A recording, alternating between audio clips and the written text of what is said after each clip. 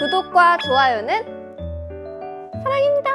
작가님은 보통은 이제 해외 위주로 작업을 하시죠? 예, 저는 해외를 좀 많이 가죠. 저는 한 달에 한두 번 가는데 1년에 한 120일 정도 해외에 있거든요. 그러니까 작년에는 비행기 안에서 지난 시간이 한 7일 정도? 네, 그 정도 있었어요. 마일리지 엄청 쌓였겠어요? 근데 그게 아닌 게 같은 항공사만 매번 이용할 수가 없잖아요. 그러다 보니까 그래서 제 마일리지도 물론 많이 쌓이긴 했지만 생각처럼 그렇게 대단히 많이 쌓이진 않고 마일리지 지인의 공유는 안 되네. 가족은 가능. 아니 럭셔리에서 자꾸 럭셔리에서 벗어나지 마세요. 저희가 컨셉을 잡아드리고 있는데. 그래요. 다시. 옷에 맞춰져 가지고. 근데 아, 그래서 이게 TPO가 중요하구나. 여행을 다니지 않고 이제 신용카드 마일리지를 많이 모시는 분들 많잖아요. 근데 네, 전 네. 추천을 드리는 게 제가 예전에부터 꾸준히 모았던 마일리지가 한 네. 30만 2만 마일 되는데 아시아나 같은 경우는 이제 스타일런스 동맹이기 때문에 14만 마일이 있으면 3개일 줄 알 수 있어요. 그러니까 5대 뉴욕을 갈 수 있어요. 그 마일리지를. 그리고 28만 마일이면 비즈니스로 3개일 줄 알 수가 있어요. 우와. 지금 가능하시네요, 비즈니스. 저는 가능한데 혼자 비즈니스로 3개일 줄 해서 무슨 뭐 지인공. 공개고? 공개고? 저 마일리지 있습니다. 수영을 하시고 28만 마일리지 있는 분입니다. 14만 이코노미로 같이 여행을 하시죠. 한 이제 합숙 면접이 있죠. 숙면접 공개고. 제가 면접을 봐야 되는 거 아니에요? 여러분, 제가 당해야 되는 거 우리 아니에요? 작가님 아주 좋으신 분입니다. 네. 하시던 일 열심히 하시면 될 것 같은데. 그러면 작가님이 네. 요거 애들이 되게 알고 싶어 할 것 같은데 항공권을 좀 싸게 살 수 있는 그런 방법이 있을까요? 근데 예전엔 여러 가지 루트가 있었는데 지금은 그냥 스카이스캐너 검색하시면 돼요. 그냥 애들로. 네. 왜냐하면 네. 그러니까 스카이스캐너라는 사이트가 처음에 어떻게 만들어졌냐면 영국에서 어떤 친구가 일일이 항공사를 검색을 해가지고 엑셀로 정리를 한 거를 매주 발표를 했어요. 어느 항공사가 제일 싸고 어느 여행사가 제일 싼지를. 근데 이게 워낙 이제 사람들이 그걸 좋아하니까 온라인 사이트를 서비스를 만들어가지고 그게 이제 지금 이게 대중화 된 거거든요. 근데 여기가 이제 처음에는 직접 그 항공사마다 선택을 해가지고 또는 그런 여행사 선택해서 항공요금을 이제 책정을 했는데 지금 반대로 이게 약간 온라인 쇼핑몰처럼 돼가지고 여기는 지금도 뭐 하나토나 다른 업체들에서 파는 그 항공권도 다 입점이 돼 있고요. 뭐 어디 이제 우리 여행사에서 항공권 예약할 때 뭐 어떤 카드로 하면 할인된다는 게 있잖아요. 이미 스카이스캐너에 적용이 다 돼 있어요. 이제 그런 비슷한 거는 이제 사이트 몇 개 있지만 그냥 네. 한 군데만 이용하시면 제 생각에 크게 부담 없어요. 그냥 도와줄 수 없다는 얘기예요. 직접 해보시면 됩니다. 마일리지 쌓는 신용카드도 굉장히 많으니까. 그것도 되게 좋은 게 있고 네. PP 카드가 있는 것도 있고 많이 쓰는 게 있는 게 좋은데 어쨌든 혼자 쓰는 그러니까 하나만 카드를 사용하시고 네. 그걸로 그러니까 다른 뭐 카드 포인트 저도 다 해봤는데 다 필요 없고 네. 마일리지 적립된 게 굉장히 좋더라. 그렇죠. 네. 예, 우리 그래서- PD님이 그거 쓰고 있어요. 네, 그래요. 그래요? 아주 좋아요. 언제가 비즈니스 그걸로 로마 갔다 오셨어요?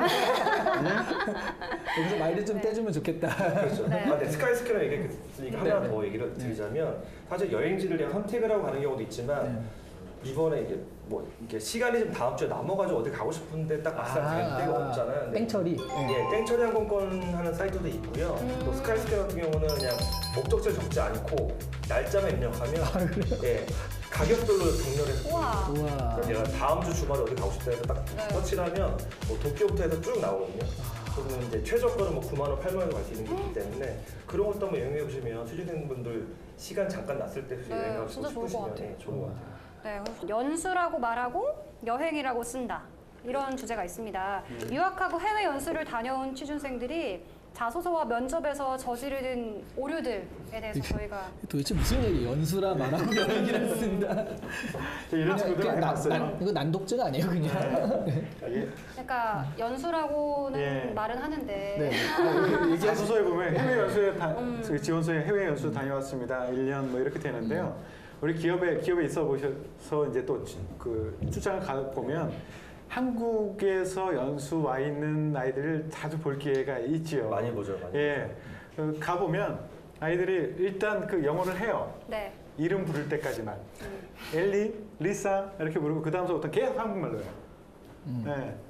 그리고 이제 와서는 이제 연수했다라고 얘기를 하죠. 그러면 영어에 대한 연수 능력도 올라갔느냐? 그렇지도 않아요. 그럼 그 현지에 가서 어떤 그 우리나라에서 겪지 못하는 다른 문화권에서 겪을 수 있는 그런 것을 겪고 느끼고 해결하고 그런 과정이 있었느냐? 그것도 아니야. 왜냐면 자기네들끼리 다녔기 때문에. 그렇죠. 어학원끼리. 예. 그래서 분명히 지원서상에는 무슨 연수 아니면 뭐 그 교환 학생 이렇게 적혀 있는데 와서 제가 자소서나 면접을 봤을 경우에는 우리나라에서 공부한 것과 별다른 부분이 없는 그런 친구들이 굉장히 많아요. 그래서 그 알고 있다 다 기업에서도 여러분들이 나가서 많이들 놀고 있다라는 걸 알고 있다. 그렇기 때문에 진짜 내가 보여줄 수 있는 게 없다면 연수 하나로 내가 뭔가를 어필할 수 있는 건 없을 것이다. 그냥 기업에서는 너 관광하다 왔구나, 여행하다 왔구나. 여행도 그냥 깊이 있는 여행이 아니라 그냥 보고 유행 따라. 예, 그러고 왔구나 이렇게 생각하는 경우가 많습니다. 그럼 태성 쌤은 해외 연수를 그렇게 추천하는 편은 아니신가요? 예, 추천하지 않아요. 유학도 경우에 따라서 제가 CJ에 있었을 때 북경하고 상해 쪽에 나가서 이제 우리 아이들을 뽑기 위해서 면접을 네. 갔었어요. 거기서 그 나름 세계적인 대학이라고 하는 뭐 북경대, 칭화대, 뭐 인민대 뭐 이런 친구들을 면접을 봤어요. 네. 근데 너무 놀랐어요. 남자 아이들을 면접하면 제가 경험을 물어보거든요. 그러면 한 80%는 한국 애들끼리 축구한 얘기예요. 그 군대에서도 하는 거 아니에요? 그러니까 왜 그 멀리서까지 가서 축구를 하고 있냐 그거죠. 축구를 하려고 하면은 중국 아이들하고 하던가, 그리고 여자아이들은 쇼핑한 얘기, 아니면 그 파티 때 한국인의 뭐 무슨 행사해가지고 뭐 했다는 얘기. 근데 같이 행사했던 것, 뭔가 같이 생각을 나누고 의견 조율을 하고 아이디어를 만들고 이런 과정을 다 한국 사람들끼리 한 거야. 그게 무슨 소용이 있냐. 우리는 기업에서 외국에 유학을 갔다 온 친구들을 뽑으려고 하는 이유는 이 친구들을 나중에 우리 제품을, 우리 서비스를 외국에 가서 팔려고 할 때 그 사람들의 심정은 어떻지, 그 사람들은 어떤 부분에 마음을 움직여서 지갑을 열지, 이거를 도움받고 싶어서 그 친구들을 뽑으려고 하는데, 실제 가서 면접을 해봤더니 여기서 중국학, 여기서 어느 나라 공부한 친구들보다 결코 나온 게 하나도 없어요. 그냥 거기 가서 한국 생활을 한 것뿐이야. 그래서 직접 확인하기 전까지는 크게 기대를 하진 않아요. 근데 가끔 이제 좀 어렸을 때부터 갔던 친구들 있죠. 중학교나 고등학교.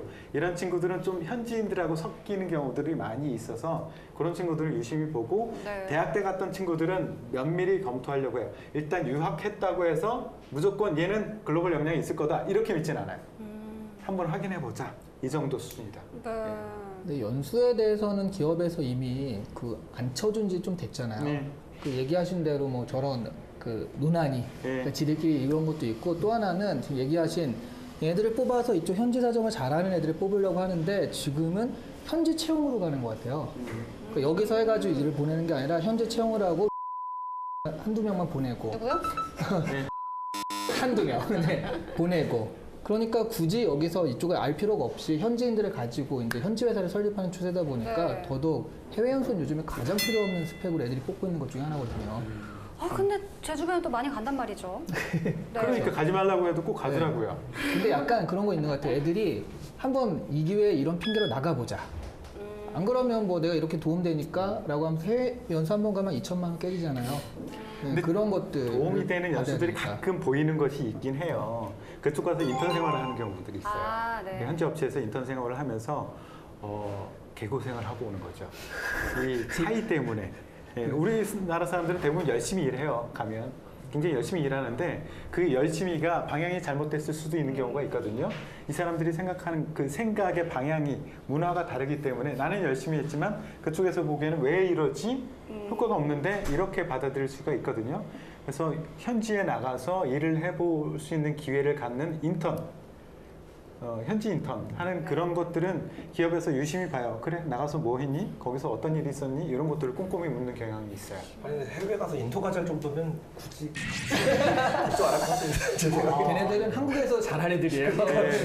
제 친구들도 그렇고 제 후배들도 그렇고 대부분 이제 여행 연수 갈 때 당연히 조심해야 될 게 한국 사람이랑 친해지지 말라긴 한데 막상 나가 보면 이제 외롭고 힘들어서 또 뭉쳐 다닌다고 하더라고요. 제 친구 같은 경우는 캐나다로 예전에 어학연수 갔었는데 룸메이트가 너무 친해졌는데 룸메이트가 일본 애였어요. 근데 걔 영어를 나중에 못 배우고 일본어를 배워서 일본어로 취업을 했거든요. 오늘 잘 어쨌든 한국 사람만 잘 피하면 잘 풀리는 것 같아요. 저는. 보통 가서 연애하면 그렇게 된다면서요. 저희 그렇다고 하더라고요. 예. 저희 오빠도 일본에서 대학을 네. 나왔는데 지금 결국 일본에 가정을 차렸거든요. 그래요? 네, 일본 대학 가서 일본에서 캠퍼스 커플해서 일본에서 지금 그 새언니와 결혼을 해서 도쿄에서 지금 회사를 다니고 있어요. 그래요? 세원이가 일본 분? 네. 근데 저희 오빠가 또 국제학교를 다녔어요. 일본에 있는 국제학교를. 그래서 영어를 원래 잘했고 한국어는 예. 사람이니까 하고 근데 네. 일본어를 그 언니 만난 순간부터 기가 막히게 그치. 생활 영어, 생활 영어, 생활 일본어. 그렇죠. 그걸 기가 막히게 하는 거예요. 그래서 저도 오빠를 보면서 외국에 나가면 그렇죠. 저렇게, 남친을 저렇게 연애를 해야지만 잘하겠다. 확실히 느는 게 확 있겠다. 예, 제가 더 알아봐 드릴까요? 유럽의 그 아니야. 노숙할 수 있는 핀란드. 친구들. 헝가리나 이런 쪽으로. 근데 이런 뭐 외국에 나가서 뭐 연애를 하면서 배웠다 이런 걸 쓰면 안 되잖아요. 뭐 나쁠 건 없어요. 없어요? 그럼요. 예, 연애 근데 뭐 빼고 그냥 배웠다 이렇게 쓰면 되죠. 근데 친구들을 사귀었다고? 연애를 통해서 뭐 굉장히 현지 문화를 잘 익혔고 막 현지 예. 언어를 너무 잘 그거 익혔고. 하나만 가지고 어필하기는 힘들죠. 예. 그쵸. 그거는 이제 나 연애했으니까 뽑아달라 이럴 순 없으니까. 네, 그러니까 이제 그렇죠. 언어 능력은 다른 형태로도 확인할 수 있는 길이 많잖아요. 네네. 구독과 좋아요는